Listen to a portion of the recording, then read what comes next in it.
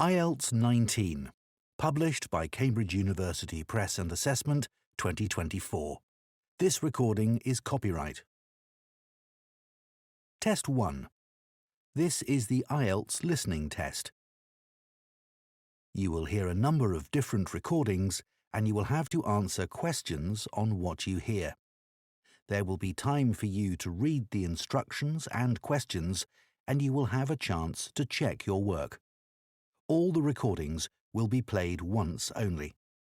The test is in 4 parts. At the end of the test, you will be given 10 minutes to transfer your answers to an answer sheet. Now turn to Part 1.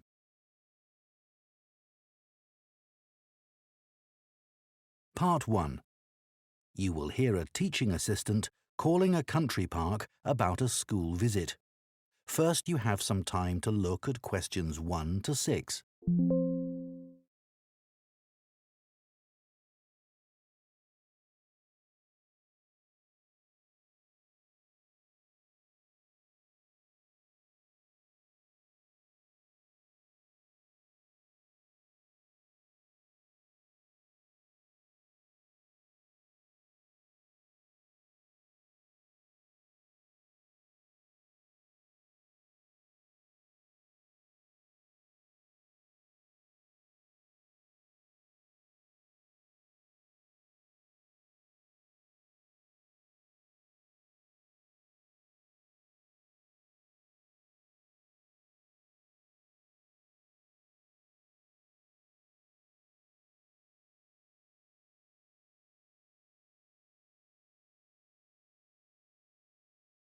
Of our classes. OK. What would you like to know? Well, I'm new to this area, so perhaps you could tell me something about the park first, please. Of course. Altogether, the park covers 170 acres. That's 69 hectares. There are 3 main types of habitat: wetland, grassland and woodland. The woods are well established and varied, with an oak plantation and other areas of mixed species. Right. The wetland is quite varied too. The original farmland was dug up around 40 years ago to extract gravel. Once this work was completed, the gravel pits filled with water, forming the 2 large lakes. There are also several smaller ones, ponds, and a stream that flows through the park. OK, so I suppose with these different habitats, there's quite a variety of wildlife. There certainly is. A lot of different species of birds and insects, and also animals like deer and rabbits. And I understand you organise educational visits for school parties. That's right. We can organise a wide range of activities and adapt them to suit all ages. Can you give me some examples of the activities? Well, one focus is on science, where we help children to discover and study plants, trees and insects. They also collect and analyse data about the things they see. Another focus is on geography. The park is a great environment to learn and practice reading a map and using a compass to navigate around the park. Do you do anything connected with history? Yes, we do. For instance, the children can explore how the use of the land has changed over time. Then there's leisure and tourism. That focuses on your visitors, I would imagine. Yes, mostly. The children find out about them, their requirements, the problems they may cause, and how we manage these. And another subject we cover is music. Here the children experiment with natural materials to create sounds and explore rhythm and tempo. That must be fun. Most children really enjoy it. Before you hear the rest of the conversation, you have some time to look at questions 7 to 10.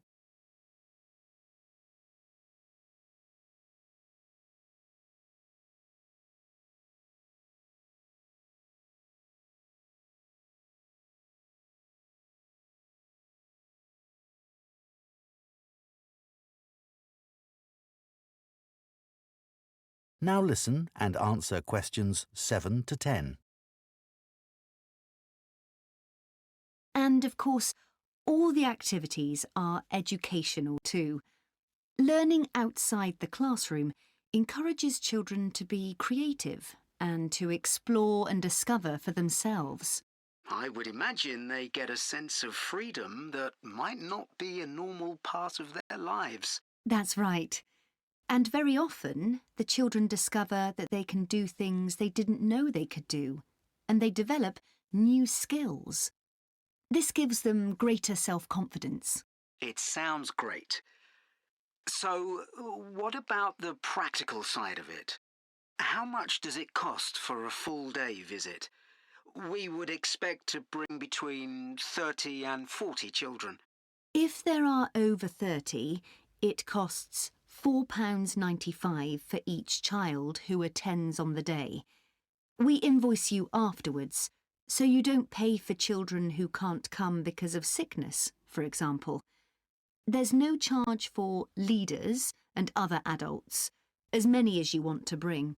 That sounds very fair. Well, thanks for all the information. I'll need to discuss it with my colleagues, and I hope to get back to you soon to make a booking. We'll look forward to hearing from you. Goodbye.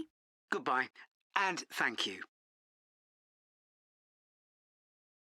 That is the end of Part 1. You now have 1 minute to check your answers to Part 1.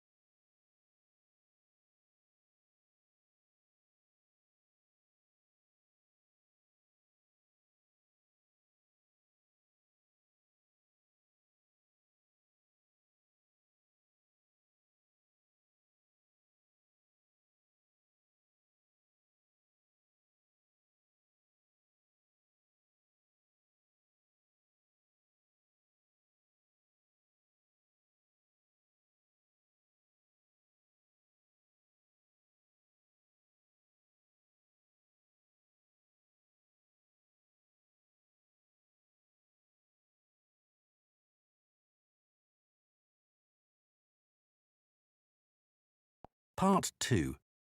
You will hear the chairman of Stanthorpe Twinning Association, which organises the link between Stanthorpe in England and a town in France, talking to members about the year's events. First, you have some time to look at questions 11 to 15.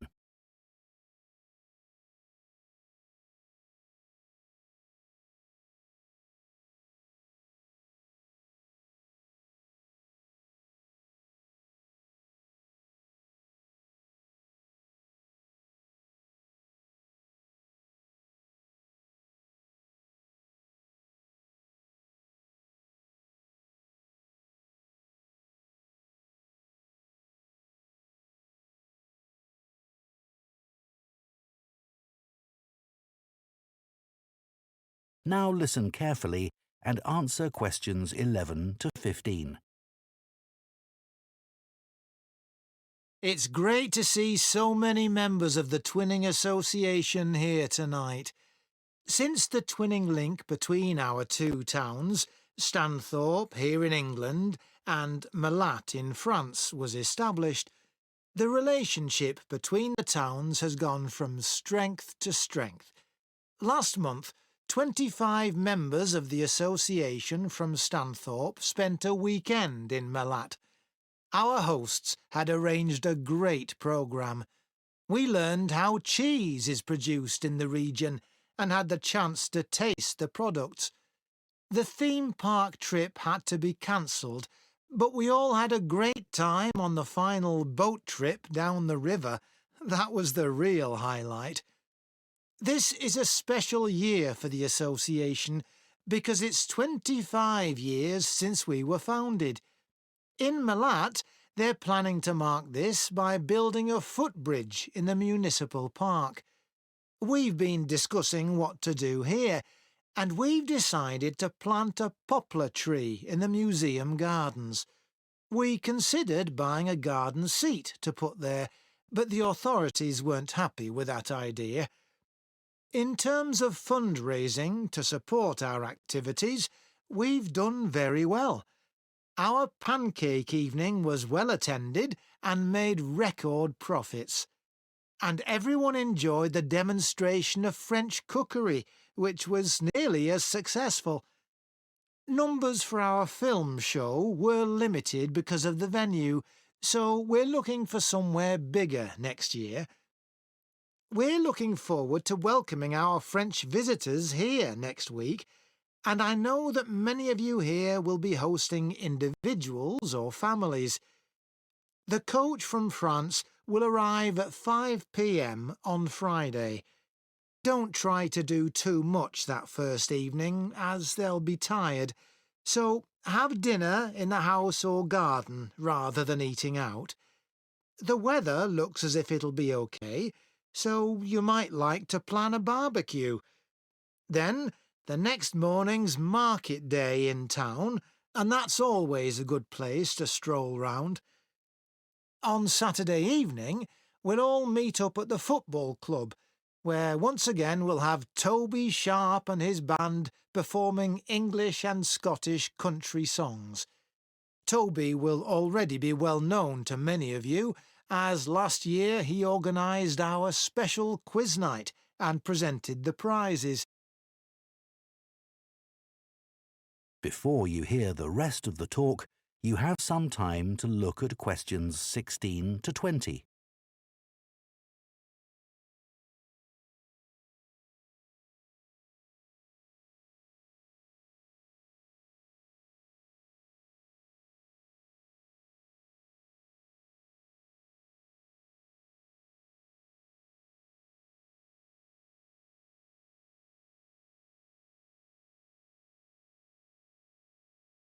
Now listen and answer questions 16 to 20. Now, on Sunday, we'll be taking our visitors to Farley House. You may not all be familiar with it, so here's a map to help you. You can see the car park at the bottom of the map. There's an excellent farm shop in the grounds where our visitors can buy local produce. It's in the old stables, which is the first building you come to. They're built round a courtyard, and the shop's in the far corner on the left. There's also a small cafe on the right as you go in. I know that one or two of our visitors may not be all that mobile. The main entrance to the house has a lot of steps, so you might want to use the disabled entry. This is on the far side of the house from the car park. Children will probably be most interested in the adventure playground. That's at the northern end of the larger lake, in a bend on the path that leads to the lake. There's lots for children to do there. There are a number of lovely gardens near the house. The kitchen gardens are rectangular and surrounded by a wall. They're to the northeast of the house, quite near the smaller lake. They're still in use and have a great collection of fruit and vegetables. The Temple of the Four Winds is a bit more of a walk, but it's worth it. Take the path from the car park and go past the western sides of the stables and the house. Then, when the path forks, take the right-hand path. Go up there with the woods on your left, and the temple is right at the end. There are great views over the whole area. OK, so That is the end of part 2. You now have 30 seconds to check your answers to part 2.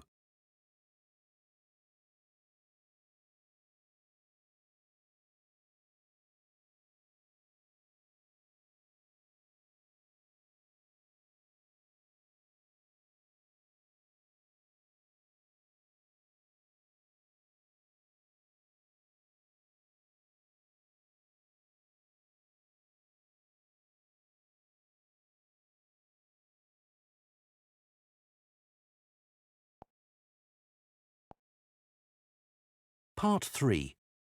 You will hear two food science students called Marie and Colin discussing their final year projects. First, you have some time to look at questions 21 to 24.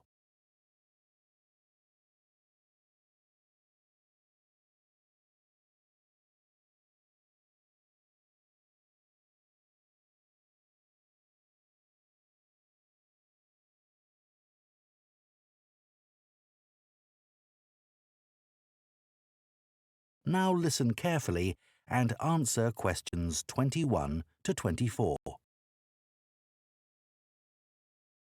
I haven't seen you for a bit, Marie.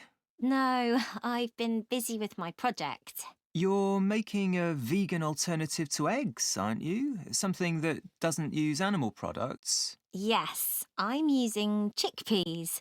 I had two main aims when I first started looking for an alternative to eggs, but actually I've found chickpeas have got more advantages. Right. But how about your project on reusing waste food? You were looking at bread, weren't you? Yes, it's been hard work, but I've enjoyed it. The basic process was quite straightforward, breaking the stale bread down to a paste, then reforming it. But you were using 3D printing, weren't you, to make the paste into biscuits? Yeah, I'd used that before, but in this project I had time to play around with different patterns for the biscuits and finding how I could add fruit and vegetables to make them a more appetising colour, and I was really pleased with what I managed to produce. It must have been a great feeling to make something appetising out of bits of old bread that would have been thrown away otherwise. It was. And I'm hoping that some of the restaurants in town will be interested in the biscuits. I'm going to send them some samples. I came across something on the internet yesterday that might interest you. It was a company that's developed touch-sensitive sensors for food labels. It's a special sort of label on the food package.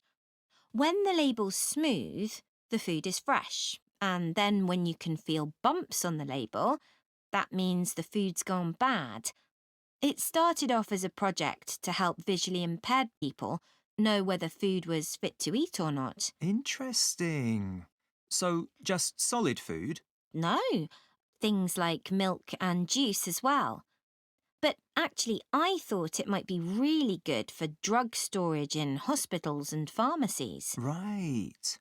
And coming back to food, maybe it'd be possible to use it for other things besides freshness, like how many kilograms a joint of meat is, for example. Yes, there's all sorts of possibilities.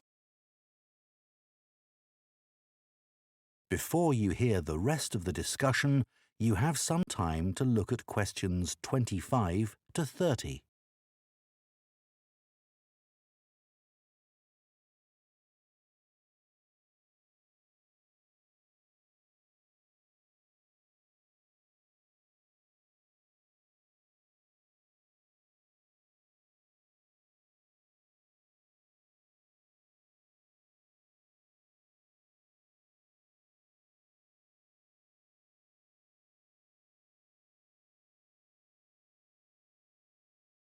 Now listen and answer questions 25 to 30.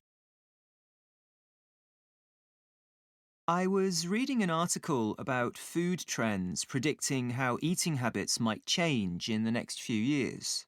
Oh, things like more focus on local products. That seems so obvious, but the shops are still full of imported foods. Yes, they need to be more proactive to address that.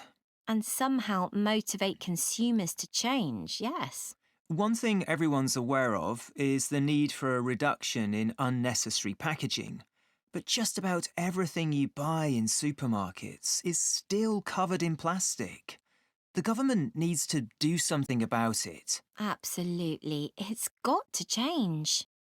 Do you think there'll be more interest in gluten and lactose-free food?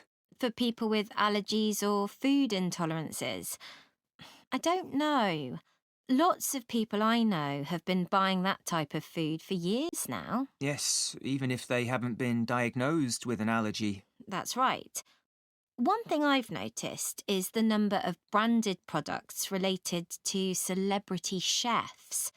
People watch them cooking on TV and then buy things like spice mixes or frozen foods with the chef's name on. I bought something like that once, but I won't again. Yeah, I bought a ready-made spice mix for chicken, which was supposed to be used by a chef I'd seen on television, and it didn't actually taste of anything. Did the article mention ghost kitchens used to produce takeaway food? No, what are they? Well, they might have the name of a restaurant, but actually they're a cooking facility just for delivery meals. The public don't ever go there. But people aren't aware of that. It's all kept very quiet. So people don't realise the food's not actually from the restaurant? Right. Did you know more and more people are using all sorts of different mushrooms now to treat different health concerns? Things like heart problems. They might be taking a big risk there. Yes, it's hard to know which varieties are safe to eat. Anyway, maybe now we That is the end of part 3. You now have 30 seconds to check your answers to part 3.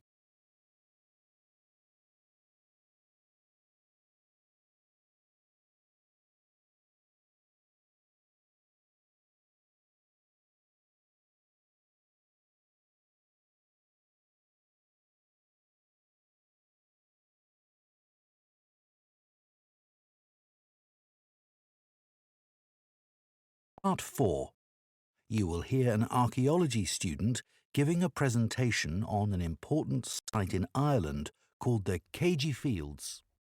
First, you have some time to look at questions 31 to 40.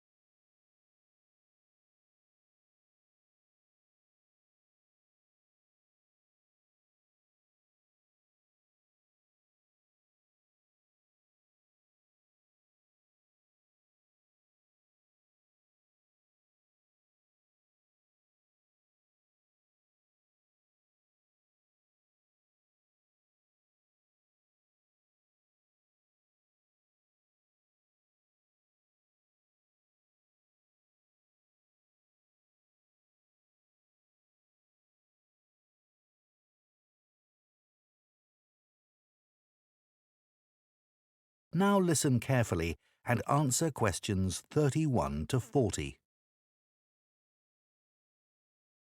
For my presentation today, I'm going to talk about the Cagey Fields in the northwest of Ireland, one of the largest Neolithic sites in the world. I recently visited this site and observed the work that is currently being done by a team of archaeologists there.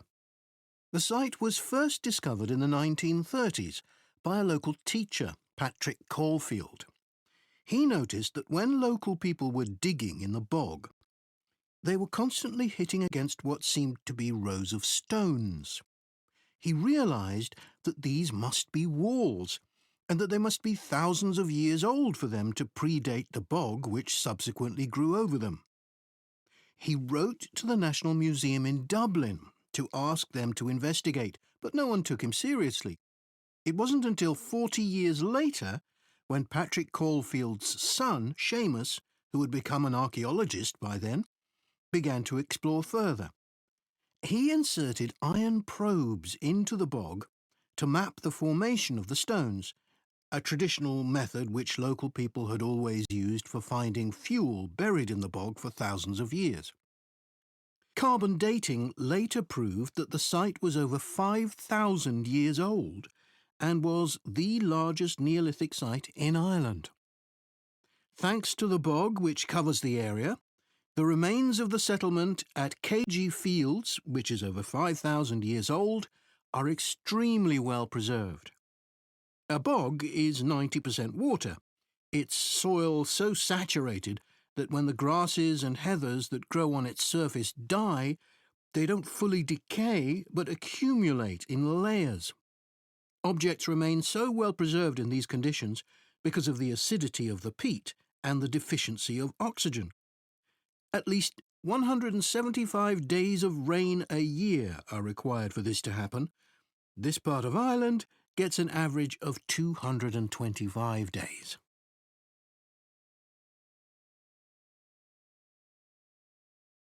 The Neolithic farmers at KG would have enjoyed several centuries of relative peace and stability. Neolithic farmers generally lived in larger communities than their predecessors, with a number of houses built around a community building. As they lived in permanent settlements, Neolithic farmers were able to build bigger houses. These weren't round, as people often assume, but rectangular, with a small hole in the roof that allowed smoke to escape. This is one of many innovations and indicates that the Neolithic farmers were the first people to cook indoors. Another new technology that Neolithic settlers brought to Ireland was pottery. Fragments of Neolithic pots have been found in KG and elsewhere in Ireland. The pots were used for many things, as well as for storing food. Pots were filled with a small amount of fat, and when this was set alight, they served as lamps.